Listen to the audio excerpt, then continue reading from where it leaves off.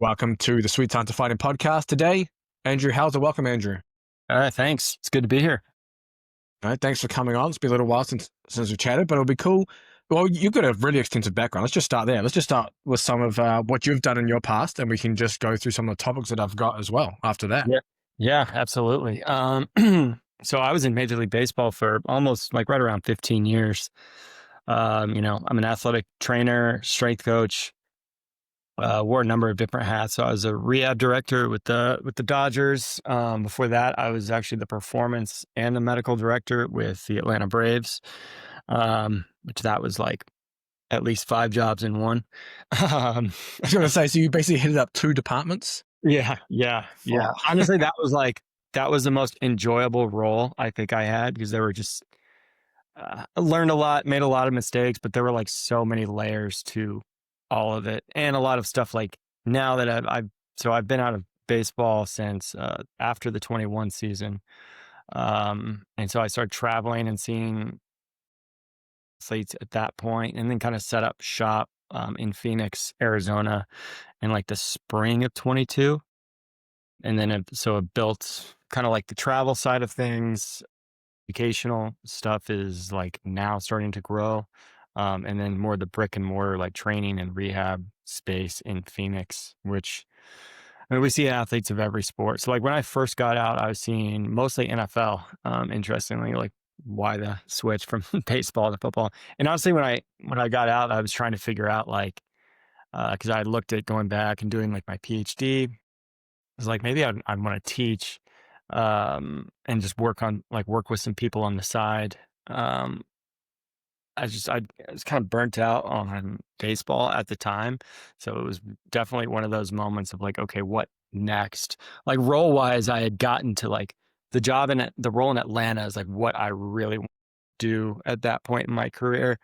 So it's like, okay, did that, got some great experiences. I mean, winning a World Series and postseason, that stuff's unbelievable. But now I'm at like the private side has been exactly what I felt like I was missing, interestingly enough. Like there's parts of the team side like I miss, but it's like it's just random things postseason and kind of like just the camaraderie you get in the environment, like in the training room, the weight room.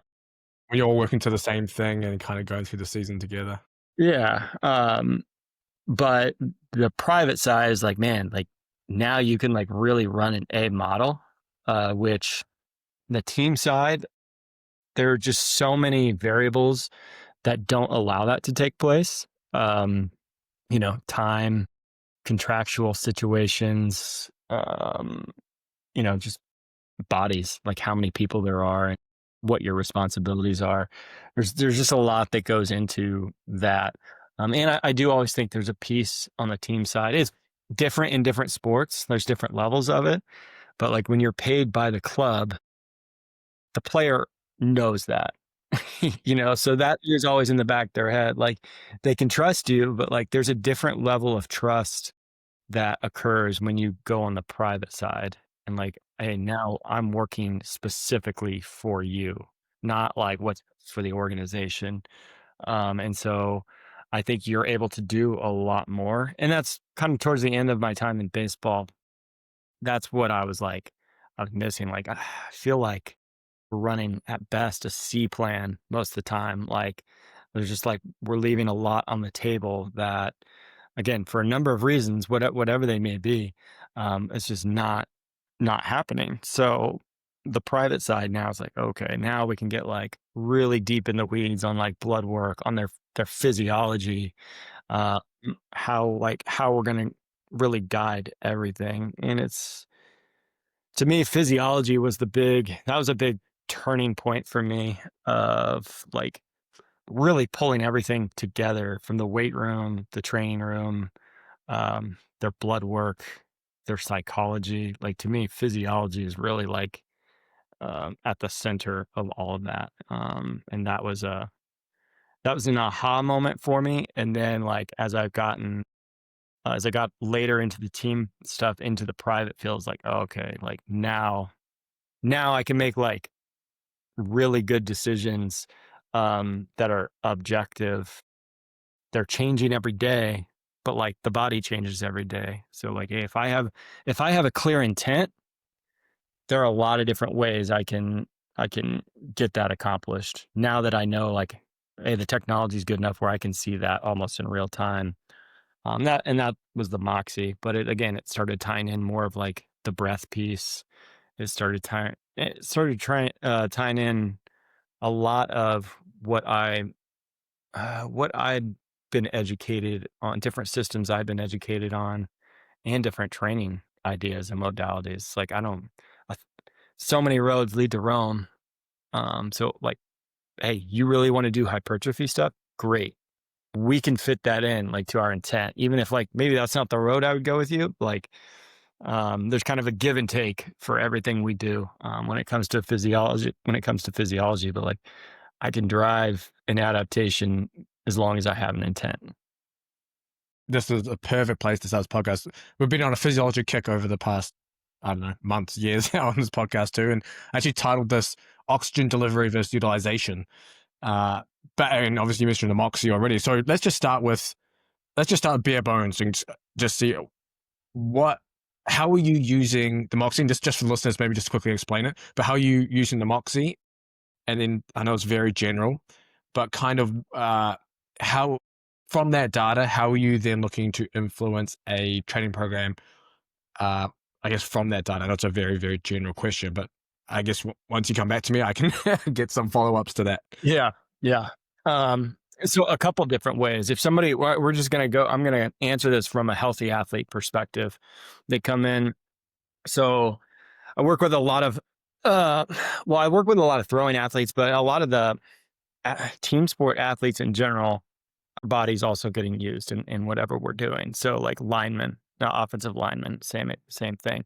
But we're going to get them on a bike just as our baseline test for everybody. Because hey, if somebody's hurt, like we can always kind of go back to the bike. So that's our baseline for all healthy athletes. Moxie on both legs via vastus lateralis, in my experience, gives the best systemic idea of what's happening. So we'll go both legs. So now we'll see inter and intra muscular coordination. And then we'll also go to the forearm. When I first started, I actually would do the deltoid. That's what a lot of the Moxie users. I started to see this a lot, like when we would do like blood flow restriction stuff. And the delt just does not give the information that you're looking for, especially with a throwing athlete. And the forearm, medial forearm, tends to give a much better picture of that. In my experience. So we'll test them with 3 Moxies on. We'll have a VO2 mask on, heart rate monitor, and I'll put actually a core muscle oxygen sensor on as well. So which all these things tell, it's like they're different pieces of the same story in my experience. So we do a bike test and so my mentor, his name's Brian Kozak in this space, was the one that put me on to call it the RIP test, the recovery index profile. So every other minute, we're going to go 20-second all-out bike sprint. Typically, we're going to do this on like an echo bike, so upper body and lower body is getting used. And the whole point of the 20 seconds is one, like nobody can coordinate anything past that time, 20 seconds. So like you're going to go into called a venous occlusion. So you create so much tension on a vein. It's like holding a hose, so blood will fill up. That's when your legs start to burn. So legs get heavier. Like there's a lot of vasodilation happening. It's actually a good place to recover from, a good place to create a powerful movement, terrible place to consistently perform from. Good place to recover from. But so we're looking like, okay, how long does it take an athlete to create that occlusion? So it's 17 seconds plus or minus 3 seconds is typical. But I mean, I tested a professional boxer last week and it was like 9-10 seconds. Like, all right, when that stuff happens, like that tells me like this guy's like challenging training is going to beat this guy up. Like his cost of doing business is just increasing when that stuff happens. But I want to see like, okay, how well do they utilize oxygen? How well do they recover or deliver it? And that's just like our gas in a tank. Like, okay, each leg is a gas tank. Like, can they use that gas and then can they recover it? Um, Heart rate monitor, the heart rate, you start to see like, okay, well, how's heart rate recovery? What's that look like as their heart rate spikes and recovers? What's that look like for the blood flow in their limbs? So you start to get a good systemic picture of like stroke volume and what's going on with that. And then the VO2 at this point, it's like, all right, now I got an idea that how much air is that person able to move, in a minute? Because if I can consume 100 liters of oxygen in a minute, like that's not very efficient for a professional athlete. So the more we can build that, and there's a sweet spot too with like a VO2 max, VO2 mask, where you get to see like, all right, how fast I'm breathing. What's this like? I can peak at one point, but like, where am I breathing pretty fast? My tidal volume of my breath is at its highest. And then also my air I'm moving is at its highest. Like I'm looking for that sweet spot because then it's like, okay, these are all trainable qualities. Now we can really we have our test, retest, but like we can drive all of these things. So each of these systems has a limiter, and every person has a limiter of those limiters. And so that's what we're trying to identify, because then all of those factors start to push us. Hey, this is how we're going to train this. This is how we're going to train that. And like bringing it all together, obviously, is the important thing. But the breath stuff alone is interesting because I do a static spirometry test as well. And so there's certain things in there that you like, all right, if this is my static testing, like how much of that can I actually even use? Or like, FEV1, which is, that has become a very important metric for me over time, which is how much air you're moving out in 1 second. But it's like, okay, how powerful is my diaphragm? Like how much force can I deliver, more or less? So what I've started to see with like very explosive athletes, that number is very high. I always think of like Maria Sharapova. You remember when she serve and she'd have that big grunt, but that's what's happening. Like when you throw, when you punch, when you do that well, that is happening. That's your FEV1. So different ways. I mean, I can influence that in the weight room. I mean, that's what kettlebell swings really do when you get the breathing right. It's like I use something called the Breathe Way Better that we do a lot of those things with. But athletes that are powerful but are hurt a lot, that number is typically low, which is interesting as well. And we look at carbon dioxide levels systemically. Would be an interesting thing for your fighters. I do it intranasally with a capnometer. And I originally started looking at that to get a better picture of like, all right, where does like athletes that have a lot of anxiety or performance anxiety, like where are they kind of in this bell curve? Most pro athletes are in a very specific part of a bell curve. And then guys that have been concussed, usually there's a big asymmetry right to left. Now there's outliers for that. They've broken their nose a number of times. That starts to create asymmetries as well. So you usually see downstream effects of that from your orthopedic testing, which is interesting. If you're anything like me, you're short on time. Kids, family, work, training, and having to cook meals on top of that is just not going to happen. So I'm happy to announce Trifecta Nutrition are sponsoring the podcast. You get epic meals like these ones: turkey taco bowl, Texas barbecue protein plate. These are a couple of my favorites. But it means you don't have to prepare all your own meals, and it makes getting and good nutrition relatively easy. I've tried other meal delivery companies. Most of them are too high fat, not enough carbohydrates, or if you're getting kits where you have to cook it yourself, the portions for two is actually for one, especially if you are like me and you're training often. So if you want to take something off your plate and have meals like this delivered to your door, go down the description. There's a link there where you can order Trifecta meals. This is the performance line, which are higher protein and higher carbohydrate. And you can use code LIFTBIG40. You'll get 40% off your first order. There's a lot to go through there. I've got a couple of, I want to go through some of those limiters.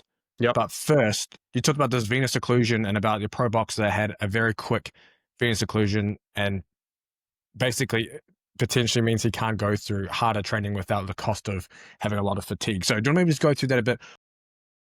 Why is it that the shorter occlusion is a problem? And then how are you looking to address something like that? Yeah, no, good question. He's had some hockey players this offseason that the exact same thing came up. I'm starting to see a mental piece with those individuals as well, where those are usually like your grinders. Like they're going to train, they're going to want to train every day. They're the ones that want to go hard all the time. Um, which, which I think is just an interesting, again, it's where like physiology and psychology are really complementing each other. But I think,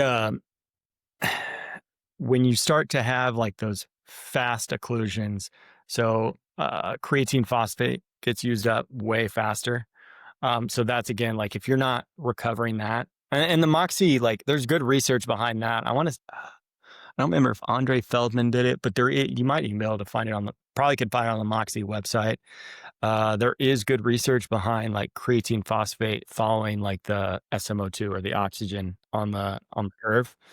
And so you start to see the people that like don't really recover. They create those occlusions fast. They don't typically recover as fast rep to rep, like their oxygen. And so you just see kind of a downward trend. So power output will typically go down with those athletes. And that's not to say you can't perform like that. There's there's a lot of athletes that are going through this. So it's not like an unusual finding. But again, it beats those guys up a lot more. And so those guys they miss more games. They get extremely fatigued from outings and whatnot. So a lot of like there's two things like we typically start with those athletes. One, we just call it optimal. Again, this is a term I took from my mentor, Brian Kozak, but we call optimal coordination. So let's say we're using the bike, we're going to bike sprint right before they hit that occlusion. And so they're going to get like right on the edge, but they're not going to hit it. So they're going to recover. So really your ability to do more work starts to increase. They're not going to get like a sore from their training. It's just not going to beat them up as much. These are like when you have like high output work you do in the gym, or maybe they're going to spar or something. This is when they leave usually feeling better, or like, kind of like jazzed up. And again, occlusions are necessary. So like there's certain, like you do a roundhouse kick, like you better bet like there's an occlusion that's creating that kind of whip. And throwing's the same way. Like, I know this isn't specific to throwers right now, but like there's so much that comes from the forearm when they throw. Like there's a massive occlusion that almost creates like a catapult for that throw, like an elastic catapult for throwing. That's why I also think like the pitch clock in baseball is a challenge for guys, because you create that occlusion, but then we looked at our test, like, okay, you got to release that occlusion. Mm-hmm. And then oxygen, like when that happens, usually oxygen spikes back up. So when guys are just not repeatable, and I think this is any sport, your coach's eye usually tells you when somebody's in that occlusion, like, ooh, everything just looks a little off. Or like 400. Yeah, I know they just had the world championships in track. If you watch the 400, everybody falls apart. Yeah, because like it's really just like who can grind through it. It goes back to that mental thing. Like that's probably the most challenging event in track, I think, just from like a mental component of like, it's just a grind. Because it's like the difference between a very like smooth and like beautiful athlete and the ones just like all over the place. It just like everything looks like they have to muscle up and do everything. That's like your occlusion. And then that's your coordination, like the difference between occlusion and coordination. What are you seeing on the SMO2 graph for that? Are you just seeing like the bottom of the desaturation slope, and that is what you're So, and again, this is different for everybody, but you'll see, like if you have, I still think parapedal, you don't see it as well on like the Moxie app, to be honest, right now. I think that's going to be improved. You see it like if you get on their portal after the fact, but like with parapedal, you still see it pretty clearly, which is just a computer program. But the actual, like, there's a orange, it says THB, and there's green, which is your oxygen. You'll see those lines cross. And you generally, like if you have them on a Watt bike or an Echo or something like an Airdyne, you'll hear the power decrease. That's why I actually like having those auditory, like things where they're a little louder, because you'll hear that change. Um, I do a lot of like explosive step ups at like different box heights. It's kind of why I use that.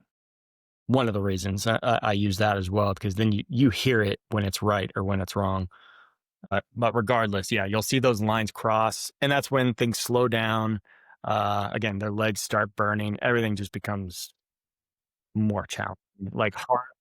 Like you're squeezing a hose, so it's like your heart's beating faster, trying to push more blood through. Those legs are like just filling up with blood, or the arm, or what. And so your respiratory system.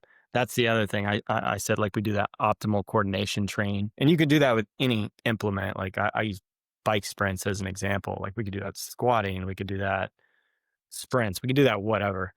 A lot of breath, like we do a lot of breath stuff. I use something called a breathe way better, and that is more specific to, like, to me, the breath is kind of the barometer for where all our systems are at. It's like you put on a VO2 mask, and like you're really looking for that breaking point of where like your breath can no longer keep up with oxygen demand. It's and so like your breath typically gets faster, but you're moving less air, so you're just becoming less efficient. So if we can, and you could see this with a Moxie, like when somebody's warm, we could do certain breath things, and like we can create an occlusion, we can get out of an occlusion, we can use oxygen, we can recover it. So that's how, like, that's usually a big light bulb moment for a lot of athletes of like, oh, like I can delay the cost of doing business just by like getting better coordination through my breath. So we do a lot, and like we tag team that with, we'll use different warm ups. We'll do specific just breath things. We use it in a lot of different ways. But I mean, there's pretty major. We use it within every workout for sure. Interesting. We're going to dive into that as well, especially with the limiters. I think which would be interesting for the audience too. Obviously, you mentioned athletes will be kind of limited in certain areas. You can address those through some of the testing you're doing. So, are you looking at limiters just like oxygen delivery, oxygen use, and then the breath as your three, or are you kind of just lumping two of them together? We break down like the muscular system. So, okay, can you deliver oxygen or recover it, or can you utilize it? So usually, like, can you work on the low end of your gas tank, or like do we need to work more on refilling your gas tank? And then the occlusion stuff kind of falls into some of that thing, but like those two things are very, very important, because like, hey, the more we can use, the more of our tank we can use on a whole, I mean, the better. So a lot of athletes, like if they've had an injury, a previous injury, you see big, big differences side to side. And usually, like, we do a lot with I mean, if a lot of your listeners probably use a lot of force plates, I've gotten more away from a lot of my force plate use to do actually more Kaiser testing, but doing it single limb, where like if you do a single limb seated or single leg seated calf on a Kaiser with their testing, it's like you find kind of where they're at on the force velocity curve. And then that usually backs up into like, hey, the physiology. If I need more, um, let's say I need more elasticity on a side per my force velocity finding with the Kaiser, typically those sides are going to have a larger blood profile, like their gas tank's bigger, but then they can't utilize quite as. or they can't. It's like they're not as bouncy. So like they use that to like load everything. And then like the other side, maybe they need more like just pure force development. That's usually almost like their gas pedal, where like that's like the side they jump off of or whatever. So and the Moxie, or their gas tank might be a little smaller on that side. Not dramatic, but usually you start to see those carryovers. Um, so looking at those things for oxygen delivery, utilization, and then the heart, heart rate, stroke volume. Stroke volume, you see that really with again the kind of the THB or the gas tank of these different limbs. It's going to be larger in your usually going to have a higher number in your upper body, particularly if it's your writing hand. Um, Whereas like your lower body, higher we can get that, it's bigger gas tank just means more opportunity for more gas. So it's like performance potential. Um, and then from the breath, we're looking at frequency and volume. So we see that very clearly with the mask. But again, if you're occluding quickly on a test, like those are typically like over inhalers, they're grinders, but like, or they hold their breath a lot and like you do those things and like it just creates more tension. Um, but it's funny because a lot of this stuff goes back to like stuff Verko Shansky was even doing back in the day. Like he started most of his athletes, like they were just going to try to create more like angiogenesis or more like a bigger plumbing system. And that's what a lot of like work in an occlusion does. Now we try to take the heart rate out of that some of our days and do more like sustained isometrics where we can create an occlusion for a while, but the heart like essentially just having to move more blood. So create this big peripheral adaptation without it just having to be your heart rate responding to everything. So if somebody really struggles with heart rate recovery, we do a lot of. So within the limiters, do you find that that most athletes are limited by a certain, or essentially by peripheral or central, or do you find this is kind of like a mixed bunch depending on the sport? Uh, Depending on the sport, the training history, I would say like more often than not, most team sport athletes, as an example, will they usually struggle more with stroke volume. Um, they usually struggle more with the top end, so like oxygen delivery, not utilization as much. That's most of what happens in the weight room is usually more delivery dependent. And then tidal volume as well. Most guys can breathe fast, but they're just not moving a lot of air. And then coordinating all those things. So I would say those are like probably the three most common you see in a team sport perspective. I think you have you have different nuances to different sports. I mean, if I have some distance runners I'll see and like those are different profiles. They have different compensatory things they do, particularly with their cardiac system and um, their vascular system.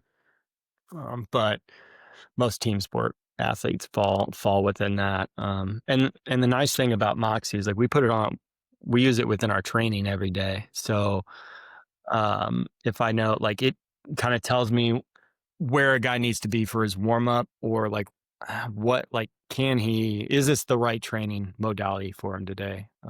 There's an athlete we work with that he's I always look at the oxygen disassociation curve, but to simplify, if you're to the right on that graph, like you usually unload oxygen well. If you're to the and you get really hot, like those are going to be your heavy sweaters. Those are going to be yeah. I mean they use oxygen well. The others deliver oxygen better. They're on the other side, but like they're the ones that really like they're tight usually. Just they like to get those are people that usually like to get stretched. Like they love getting in the sauna. It's just like it's giving them what they're craving, interestingly. So I've started to see some of these psychological qualities or characteristics that are saying like, oh, what this oxygen disassociation curve that we learned about in college that I didn't think about for 20 years was saying. But like those athletes, like you do a super challenging workout. Like if we did like a bunch of circuits, like person will feel good, but that will also crush them. So it's Mm. like, okay, like it's, you have to almost put them on a totally different split. Like if we have two more higher intensity days a week within a 7-day period, like, they may not recover or they may not be able to handle it neurologically or physiologically. So had to kind of change our thought process on that of like, oh, okay, like we may just need to put these people in a totally different group altogether and be like, hey, like we're gonna hit like maybe once every like either once a week or once every like 5, 6, 7 days, and we're just gonna have to see how you do with that. Um, you just have to get way more creative with how you go about training some of those individuals. Interesting. Interesting. How are you? Maybe it'll be good for the audience as well. Some examples of how you're addressing or how you're training essentially or targeting oxygen delivery in terms of maybe just exercise modalities, etc., and then how you're doing that for oxygen use as well. Yeah. Oxygen use is the easy one because that's usually what most of us have done in the weight room. Like your hypertrophy work will help, like that pump that you get, that's going to help with oxygen delivery. Um, I use like Oxygen use, oxygen delivery. I'm So sorry, oxygen use. yeah. Um, I use a lot of sustained isometrics, especially early on, like 30 plus seconds. We built out a lot. Just like now we have like those ISOFIT. Hmm. I don't know if you've used those. I haven't used those. No, I've seen them around. Yeah. So we like build that into a lot because it's like for us, it's a way, it was a way to start building work capacity in kind of a low threat environment for athletes. But again, that stuff will start to increase oxygen utilization. The sauna will help with that. Like traditional sauna will help with that. Again, it's like it's really most things you're seeing in the weight room. If we're doing some breathing stuff, more like hypoxic or hypercapnic specific work will start to enhance that as well. When we start looking at oxygen delivery, we do a lot on the bike for that, where like we take a lot of the resistance away, but we're moving fast. And I think it was Selyanov that originally, like I learned about it from a guy named Aaron Davis down in Austin. I don't know if you know Oh, Aaron I at don't. all. Super sharp. One of the sharper people I know. Selyanov, the Russian sports scientist who has since passed away, he was doing that. And he'd talk about it from like opening up calcium channels and stuff. But like you have to be moving at essentially right around 90 RPMs or higher on a bike, but it's way less resistance than people think, and it's more sustained time. So like you start getting more of an elastic cardiac response. Your heart rate definitely does not get up as high, or typically isn't going to get as high, but you can go for a long time. It's actually a weird experience for a lot of athletes when they first, if they don't do those things a lot, because they think they should be like pushing it. And then they also, my legs are moving fast. Like I'm not really getting tired though. Like, uh, but again, that'll drive oxygen up. A lot of nasal breathing stuff. If I'm sure a lot of your listeners have done like the oxygen advantage type work or like Buteyko. A lot of the breathing stuff, like we try to, I mean, we're trying to coordinate things, but if like, let's say, um, I'm an over inhaler, like I'm going to over exhale and it's going to drive oxygen up. So we do that with our breathing bags. Walks, just like leisurely walks help with that. I'll do some Indian club stuff for if we're talking about the upper body. The pool, we use the pool a ton. I wish we had one on site because we'd use it a lot more. But that, depending on what you do in there, but like if I tempo run in the pool, Mhm. gonna accomplish that. Um, where like tempo running outside is like, I mean, you're going to use oxygen, but then you should like recover it pretty well. But you can also deliver that with like short explosive bursts of energy too. Like if I do a 3-second bike sprint, like if I fully recover rep to rep, I can overshoot. I can drive oxygen delivery. It's just, I'm getting a little bit different cardiac response where if I have continuous, like I know my heart's essentially growing outwards. I can do like the short, quick burst, but that's growing inward. So a lot of your like faster athletes will be better at that. And you have to be patient with like a long-term adaptation for the continuous work, which is a nice thing with Moxie. Cause like if I want to drive up oxygen as kind of my first thing I do in the weight room or for a training session, some athletes have done so little like continuous work. And they're just like those elastic fast twitch guys. Like that's like a slow build that you're going to get that response. So it's like, okay, identifying like I need like jump rope or I need, those short, fast bike sprints or skipping, whatever. Um, Sometimes you need those twitchier things to then drive up oxygen, but you don't know that until you start seeing it. Interesting. You've obviously talked a lot about breathing as well on your Instagram. I saw you doing like breathing exercises with isometrics, breathing exercises while doing various lunges and things like that. Do you want to maybe go through some of the kind of what you're trying to achieve from doing that stuff?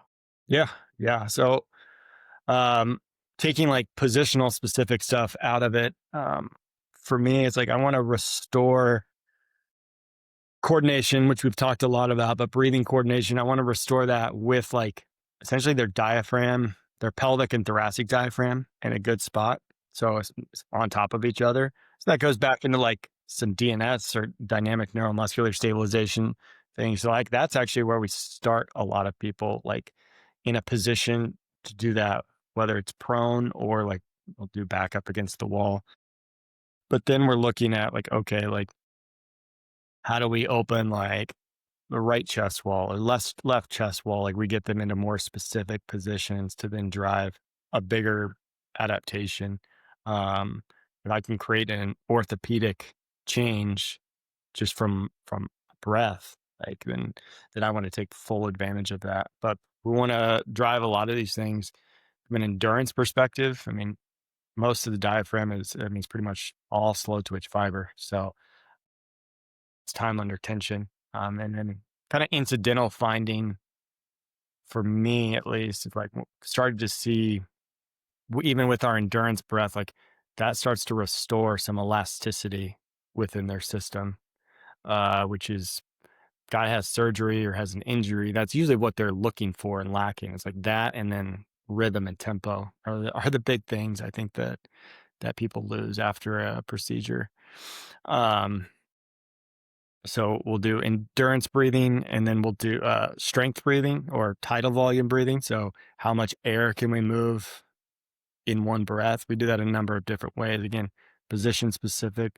I start those two right away. Tidal volume, especially guys usually really like that because of what they feel. Like you feel like when you get a full exhalation, like a resisted exhalation, like your low abs like really kick on. And that's what like you have low back people like they're craving that typically.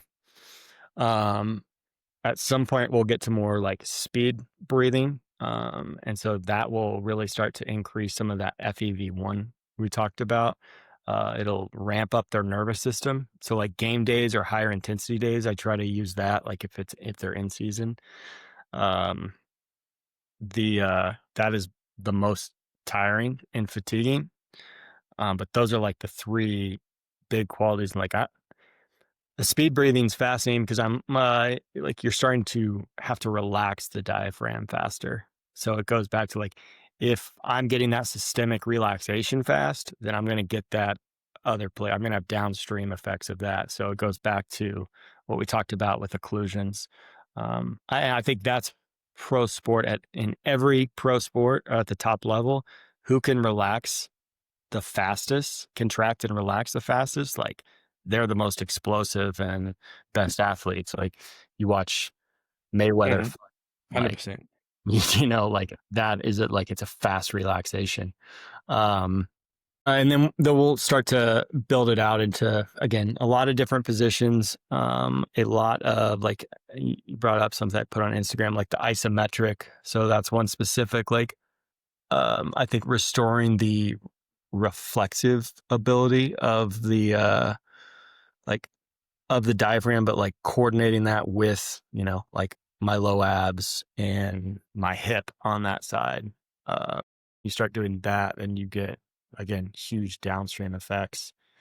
So there's some hypoxic stuff we'll do on a bike where, for me, I want the athlete to feel that they need to feel their anxiety with that, and then understand that they can control that and they can start to get out of that depending on what their legs are doing on the bike. So they're coordinating it by what their legs are doing, but like the speed of their legs is also controlling. And it goes back to that CO2 curve. Like the faster your legs move, the more like heat you're starting to produce. So carbon dioxide starts to increase, and like you start to see panic ensue. But like the first time they do it, like I want them to feel that. After that, they need to identify it and be able to stay out of it.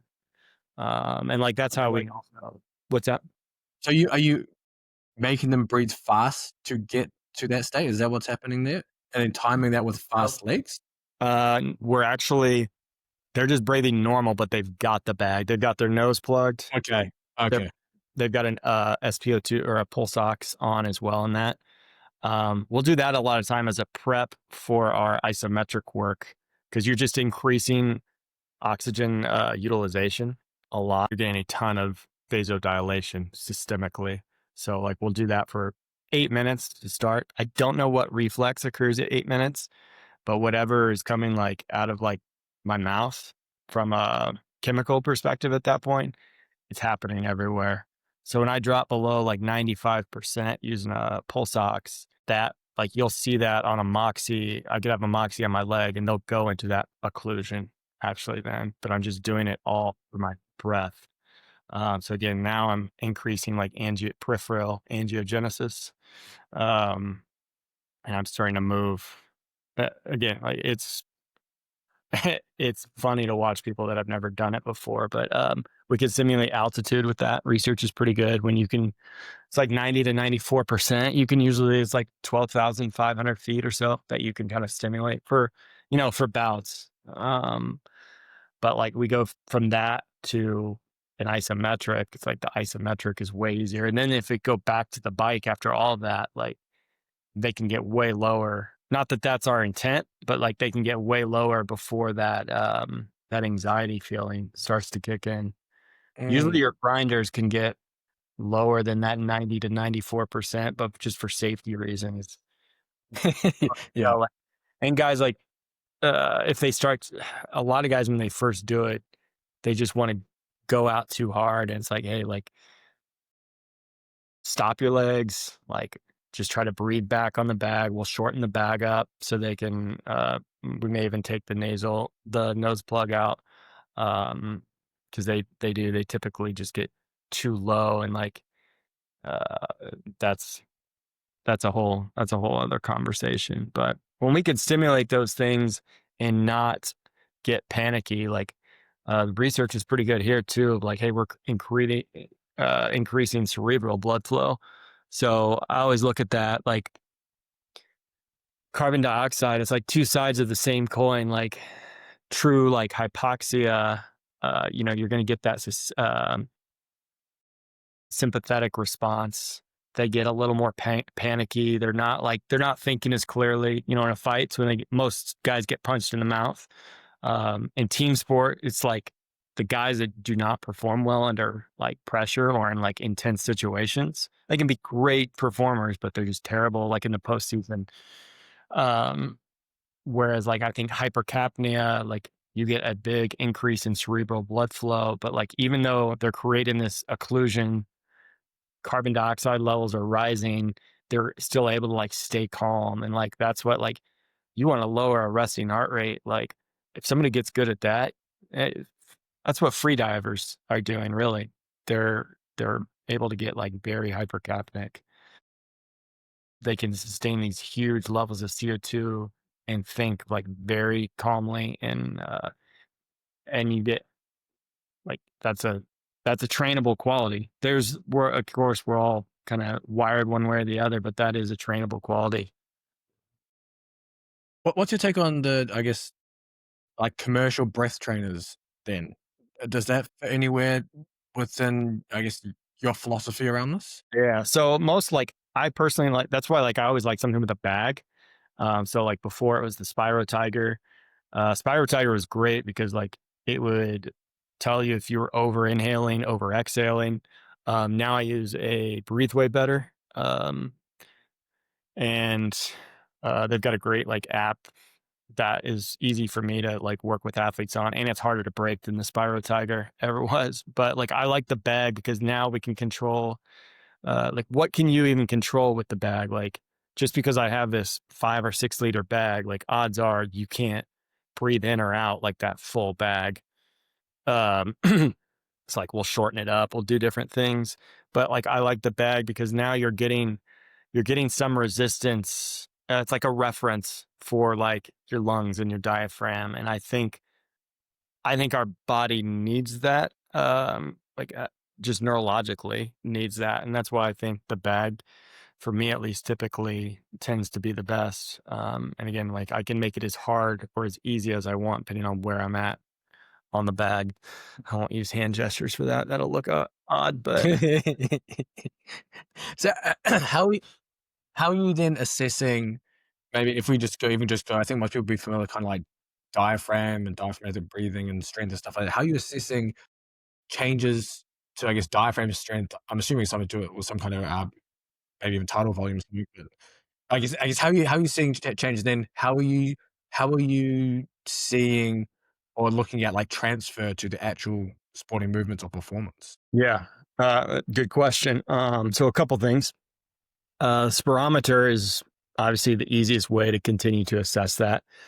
When we do our retest with the breathing with the VO2 mask and with the Moxie, so I see better coordination. With the Moxie, um, should see these are like the objective things. How many liters of air per minute they're moving? What's their tidal volume? Really, you should see a little bit of a decrease in their breathing. Or you'll see like just that level of that sweet spot I talked about where it's like your tidal volume, your frequency, and like air you're moving per minute. That should all be going up.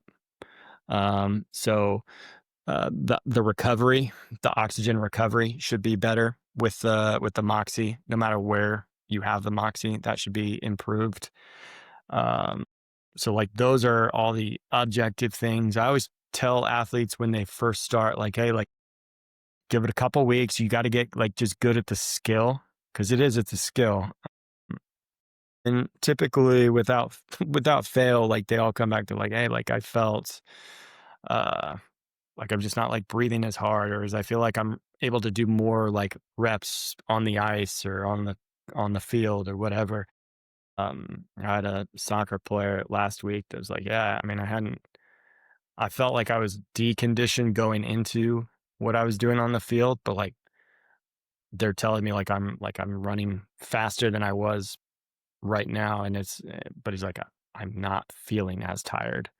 So it's like in his head he should have been way more fatigued just because of the lack of exercise, and that's where I think from an injured perspective, like we can kind of throw out all these fancy things and like terms and different and what we're doing, but if an athlete breaks an ankle and he's a football player as an example, or a fighter or whatever, like if I have any data before, all the better, but like if we can stimulate that physiologically, what his respiratory system and cardiac system has to go through, like think how much like more like high quality work we're actually able to do, without like without having to put them through the load of okay, they can't use their foot and ankle right now. Great. Like we can simulate that, by how fast we're breathing, how much air we're breathing. I'm actually there's a new breathing strap. It's kind of like the old Zephyr bio harness. I don't know if you remember those, but they would give you kind of like a breath wave. But there's something called a time wear that just came out. that I literally just started playing with this. So like I was using it the last few days and seeing like, okay, if I get in different positions, I do different breath protocols. Like, oh, I can drive more air in these certain ways, um, which I think is going to be really advantageous, especially with injured athletes. Interesting.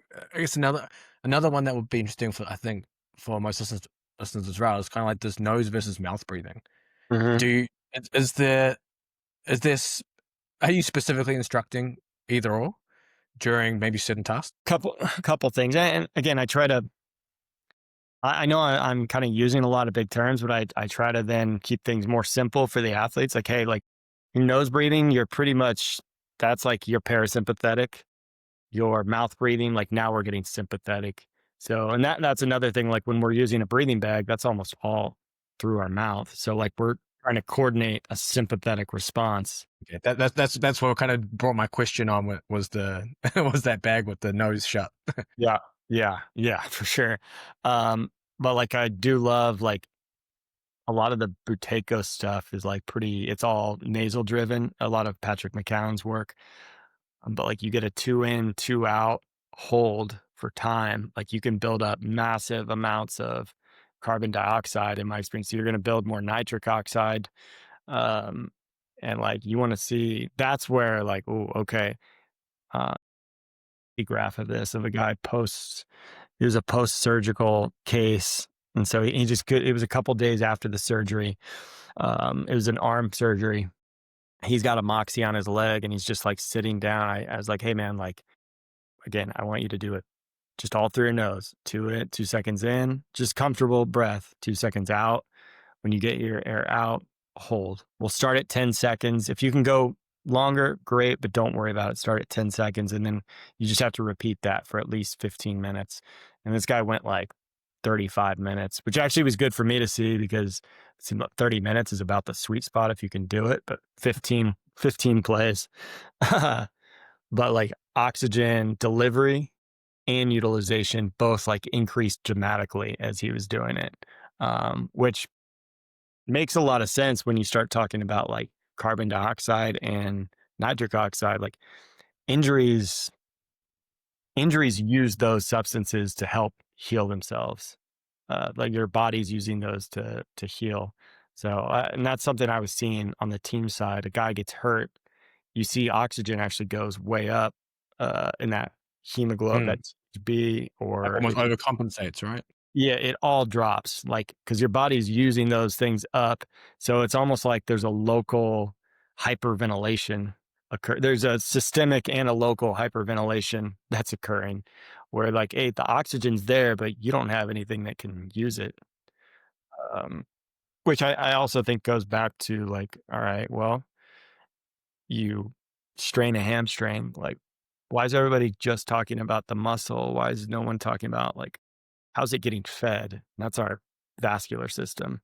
So like you better get that going. And I think, BFR, that's why there's BF, like people get good results with BFR post injury. There's some different modalities that help that, but like isometrics like are huge for just rebuilding that. Plus the um, just changing the proliferation of or the what the scarring's doing. Interesting. So you're then using in a rehab setting a lot of that breathing to help offset that I guess that lack of oxygen use in an injured muscle to then start bringing some of those whatever substances in to the muscle to have it kind of desaturate, resaturate just from some 2 in, 2 out, hold for 10 seconds for 30 minutes. Yeah, and you don't need the bag for that. Um, yeah, Okay. well, and you get such a good systemic response. And again, I talked about that 8-minute reflex. So something occurs at that point, and then something also occurs at 15. It's almost like your body's primed. Again, there's like 8 minutes plus or minus a minute, 15 minutes, maybe plus 5 minutes for some guys that may need a little bit longer. But those are Yeah, I don't know what those reflexes are, but like they're kind of you consistently see them over and over. But that is such a like a low hanging fruit thing for any athlete to do. Especially like when I first started using it, I would do it like before bed. So I would do that and then I'd tape my mouth and I'd go to bed. So it's like I built this large CO2 level and then I tape my mouth. I did played with a lot of hypercapnic stuff on my own first. And that's what I use everything on myself for long periods of time before I'm going to start using it with an athlete typically. But like I would do, hypercapnic work, which I would do that with a bag. I'm trying to get my CO2 level to a certain place, or like if I have a pulse ox, I use that kind of interchangeably. And that was more of a 5 second inhale, 5 second exhale, but it was just repeated with a bag. I talked about this, or I got the idea from someplace on the time for the inhale and exhale because there's interesting yoga research actually in it's like all your systems coordinate at like almost that breath pace. Interesting. Anyways, there's a lot. That's the trouble or the challenge with physiology as a whole is like there's so much research out there for the last 120 years, but it's all over the place. So then like pulling it together and pulling it in, and then being able to make it like work. And like again, you work with athletes. Like athletes are different than the layperson. So again, like my mentor was very good about like, hey, like this is maybe what the research says, but like you go play with it and see, like prove it right or wrong. Especially with an athlete, it's like athletes at the top level like respond, at least neurologically, they respond different than everybody else. They've just got. I mean, it's like going out and buying a new MacBook compared to buying a Macintosh from 1993.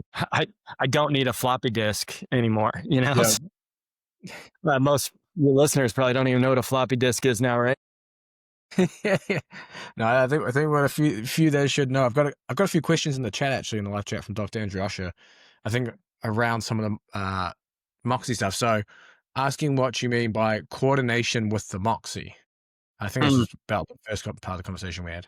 Yeah. So coordination, like you'll see in a Moxie, like essentially the green or the SMO2, it will stay above the orange, and like you'll see a decrease in oxygen as they're like a bike sprint. You'll see the graph will start to go straight down, and those lines like they're coordinated until all of a sudden they crossed. So that's when they fall out of coordination, and your occlusal state, and then it should pop right back out of that. But the athlete themselves typically feel that as well of when like, oh, we talked about hearing it if you're on a watt bike or something. But they'll also feel like, oh, like their legs all of a sudden just got slower, heavier, or that's when their legs started to burn. You'll see it on like if you have an athlete run. I remember watching this is when I was still on like in the team setting.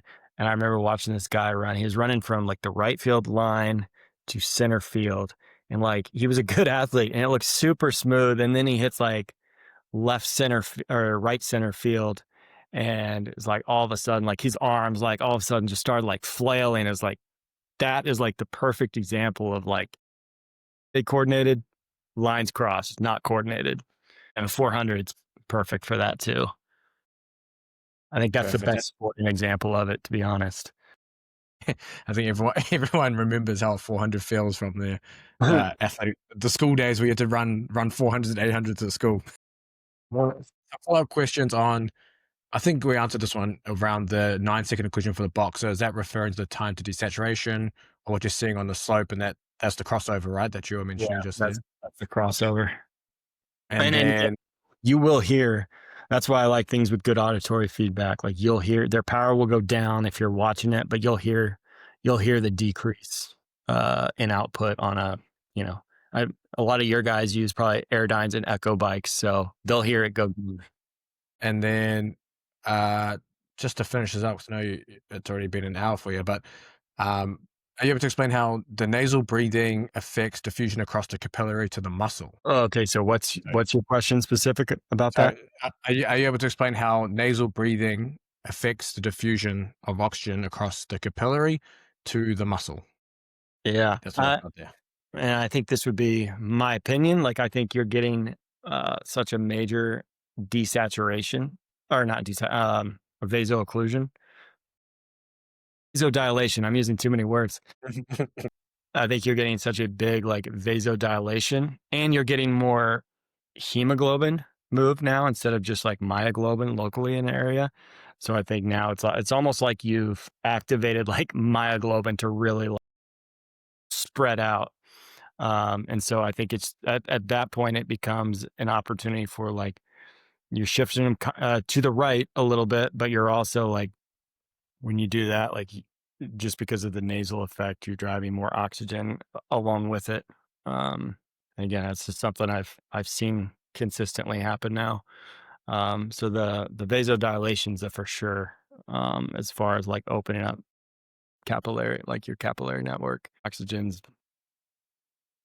I do think you lose, like as we're talking through this, I do think you decrease um, dead space in your throat, which is something we didn't talk a lot about, but like you lose a quarter of your air that you breathe, like a quarter of the oxygen you breathe, you lose. It's just non-usable and it like stays in your trachea.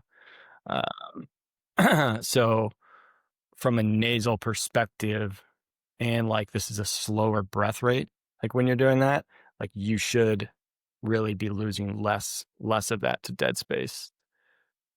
So more And of your then, oxygen is usable. gotcha. And then final one on the measuring of, I think it's measuring of CO2, but the VO2 master doesn't have a CO2 sensor. I think you mentioned what you use to measure CO2. Yep. So I use a capnometer to measure CO2, like they have like in hospitals. I do it intranasally always. You know what's actually what originally got me to even get the capnometer? I wanted to actually call out like I remember going through some of Buteko's work and like he's got these great CO2 charts that they would do off of where Patrick McCown took his Bolt score from. They would do something similar, and it's like, hey, he wanted you to get up to a certain time, and then that would equate to this CO2 level. And I was like I didn't buy it, so I was like, all right, I'm gonna see. It's pretty accurate, honestly. Like once I got him, but that's when I started using like, oh, like okay, I want to see how high can I comfortably drive this when I do like some of this hypercapnic work or hypoxic work. But I will say that Bolt score or they call it a control pause, that may be next to an omega wave. That may be the most sensitive, probably more so even than the omega wave, but like the most sensitive marker I've seen for stress is that control pause, which again equates to your CO2 level. So I started doing it a lot when I mean, Major League Baseball, it's like you're home a week, gone a week for most of the year. Yeah, playing So almost every day. yeah, so like I would, and I'm not playing, but like, so I would measure it like, when I'd get up in the morning.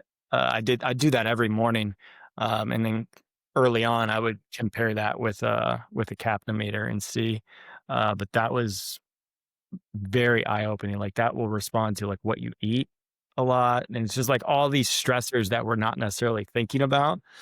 So it's like, oh, like I didn't respond well to whatever I just ate, or like that like jumped my CO2 level up. Is that is a highly reactive marker that getting the Bolt score or the pause, the technique of it isn't easy because everybody just it's either like I'm gonna hold until like a maximum hold, and it's not that.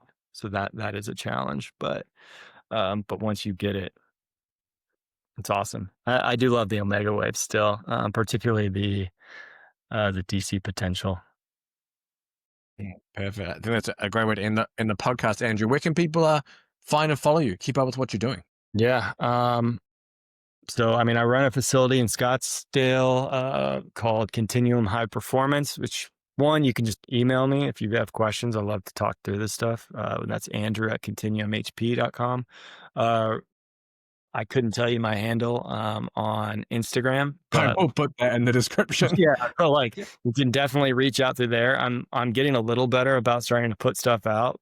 I kind of go through spurts where I do some upcoming educational stuff that's going to be coming down the pipe, which will kind of go through that, and the website, which is continuumhp.com. But yeah. Perfect. No, I appreciate you coming on and sharing everything, Andrew. Yeah. Thanks for having me. It's fun.